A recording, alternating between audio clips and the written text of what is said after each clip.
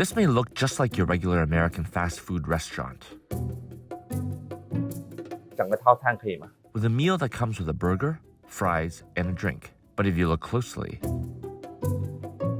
the wrapper proudly declares that this burger has been made in China. I'm sitting in Tastian's. It's China's answer to McDonald's. And as you can see it, you have all this language here, made in China, a Chinese burger for a Chinese stomach. And you can see that they've just got all sorts of Chinese imagery around, a little bit of McDonald's transported to imperial era China. And Tastian is just one example of a Chinese brand squeezing out US rivals.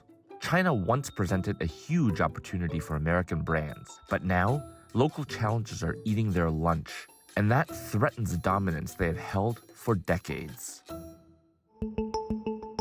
China is the world's second largest consumer market. The country's more than 1 billion shoppers were once seen as an untapped gold mine for Western brands.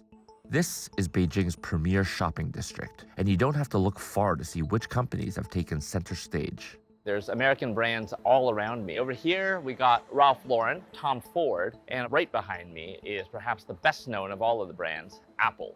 In the first quarter of 2024, Apple saw its smartphone sales fall 19%, while that of its Chinese rival, Huawei Technologies, saw its sales rise 70%. For China, Apple saw its revenue fall by 8% to $16.4 billion. And Apple isn't the only American company that's been struggling a little bit more in China lately. From luxury cosmetics firm Estee Lauder, which is expecting sales in China to fall, to retail giant Walmart, which has closed more than 100 stores nationwide over the past 5 years. Executives of some of America's biggest brand names in China are increasingly worried about their weak performance in the country. Local brands are expanding so rapidly in China. Any CEO who is worried about his performance, his profits, is going to be threatened by them. We have seen stock prices fall, Nike stock prices fall, for example, on the back of kind of weakening performance in China. China once represented almost a fifth of Nike's global sales. Nike has long dominated China's sportswear market, but that's changing. Younger Chinese consumers are increasingly gravitating towards brands that incorporate elements of traditional Chinese culture and style. And it's allowed brands like Anta, right over there, to make inroads in a market that long has been dominated by Nike and other Western brands. Chinese consumers are trying new brands like Anta on for size, and in many cases, they aren't going back. As the sponsor of the Chinese Olympic team, Anta has found a place among Chinese shoppers as a brand that matches growing nationalist sentiment. Anta supports the new generation of Chinese Olympic athletes. It was very much linked to very big and bold expressions of Chinese pride. So think about your large logos, red and yellow color combinations. It's resonating especially with younger consumers today because they don't have the same level of adoration for the West as the past generations. It's not about, blind kind of, I'll buy something from the West just by virtue of it being from the West. American brands have reaped huge profits by capitalizing on changing Chinese consumer tastes. Starbucks largely created China's new coffee culture in a country long dominated by tea drinkers. But that supremacy is now under threat.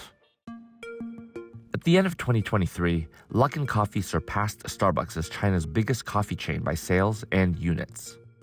Analysts credit Luckin's success to its operating model, which requires minimal staff to run their branches. Luckin prices its coffee at a substantial discount, often up to 50% less than Starbucks. There's a price war going around with coffee brands. Starbucks has largely avoided that. They are kind of committing to their premium offering. They're focusing on what they do best. That should be the way for many of these American brands who feel threatened because you don't want your brand identity to get lost as you follow the trend. Starbucks executives insist they won't cut prices as the company positions itself as a superior brand. But sales for Starbucks have dropped 8% during the first quarter of this year, while Luckin's have surged 41%. That contributed to the company lowering its forecast for the rest of the year. The announcement spooked the market, causing Starbucks' share price to plummet in May. The US coffee giant still has plans to make China its biggest market, but it's now in a race to win wallets. In 2023, Starbucks opened nearly 900 new stores across China, bringing its total in the country to almost 7,000. But in that same year alone, Luckin opened more stores than the entire Starbucks operation in the country, and now has nearly 19,000 locations. Luckin's expanding very rapidly in tier 2, tier 3 cities where Starbucks might not have that big of a presence. It's really forging its own brand story in a way that resonates with who the new middle classes are. American brands have had a near free run at the Chinese market for decades, but that's coming to an end. I think to lose out on China is a huge missed opportunity, not just in terms of dollars, but in terms of cementing your brand presence in one of the largest consumer markets in the world. What was once an enormous opportunity for American companies could come back to bite as Chinese rivals chip away at their market dominance. But of course, the real question with this Chinese burger is not, whether it is very Chinese or very American. It's about whether it tastes good.